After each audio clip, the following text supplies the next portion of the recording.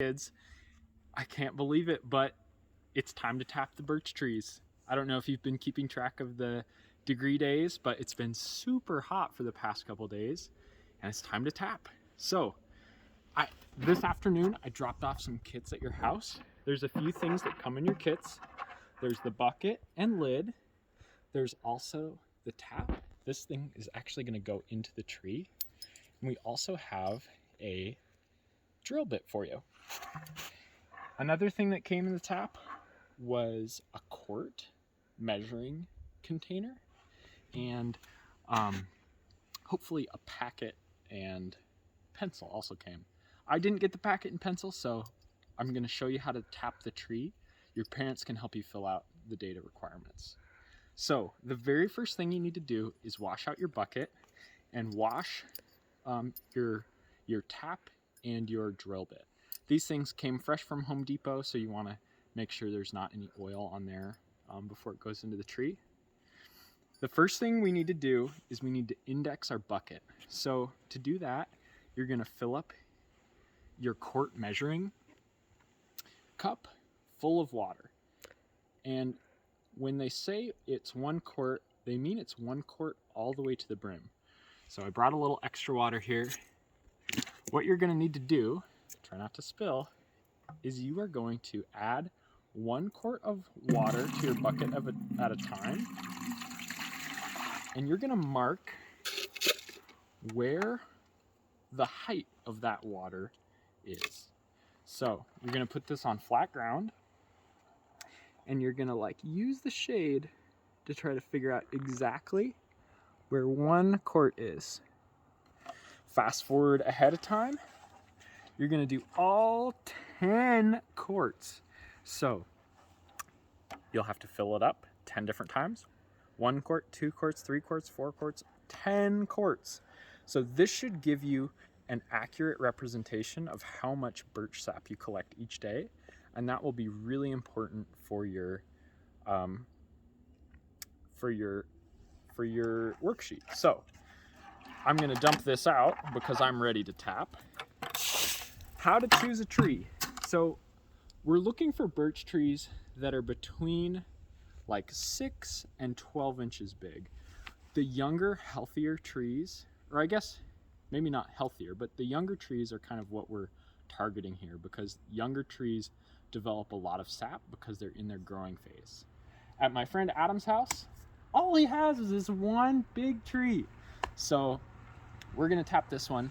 It'll make some cool sap, and yeah, I'm gonna demonstrate how you do that. So the first thing you're gonna do is find a drill. You can use just a regular old handheld drill, but our first step is to drill the hole in the tree. I have this other drill because I can't find my batteries for my handheld drill. So this is going to be a little louder, but we'll just make do. On your tree, I always try to find the north side of it and tap that side, because in the sunshine, because our birch sap has sugar in it, it might actually go sour in the heat of the day because it's been getting really, really warm. So on the north side of the tree will give it a little bit of shade, and that will be good. You want to drill your hole only as deep as your tap is. And so really all that is about 1 inch or 1.5 inches deep. So we don't need to go all the way into the tree. We want to be as gentle with the tree as we can. We want to drill it at about 3 to 4 feet off the ground. Basically just enough off the ground so that you can grab a hold of it really easily. So I'm going to start up the generator and drill my hole.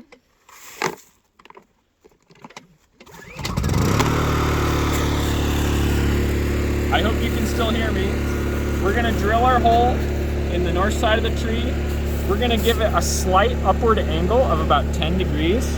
And we're only going to go in this far, 1.5 inches.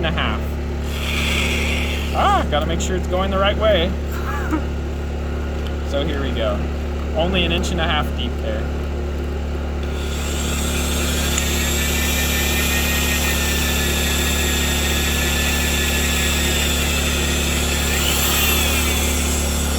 Awesome, perfect. And turn this off. Turn that off so you can hear me. Okay, well, that was the most exciting part. The next most exciting part is placing your tap into the tree. So this little tab on the top is gonna face the sky. We're gonna line it up to our hole and we're gonna smack it in place. You can use a hammer for this, or if you're like me and forgot a hammer, you can give it a little tap with whatever you have.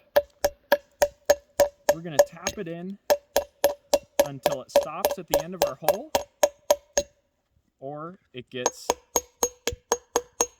stuck right about there. So that's perfect. You can make sure the tab is pointing straight to the sky. Then all we have to do is hang our bucket. There's a little hole in our bucket. We're gonna hang our bucket on the tap. It's gonna rest there just like that. And then we are going to place our lid on it. We wanna place our lid on it just so we keep the forest out. You don't have to put your lid on super hard. Just rest it there and it'll be fine. You wanna check this in the morning. You can see today I'm on a south-facing slope.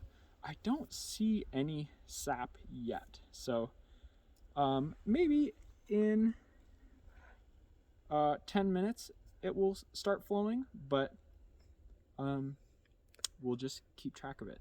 Whenever your sap starts to flow, we are going to we're going to record that. So before you get to school every day, you'll come out and check your measurements, how much sap you collected overnight. That sap you can drink right away, or you can turn it into syrup. And we'll talk more about this on Friday. We might ask how much sap you've collected. Oh my gosh! Look at this, there's some sap coming out. Oh my goodness. Look at that. Nice and sweet, just like I remember. So let me know if the sap is running at your house. It looks like it's running in mine. At mine. So yeah, we'll just see how this goes and we'll check in with you on Friday.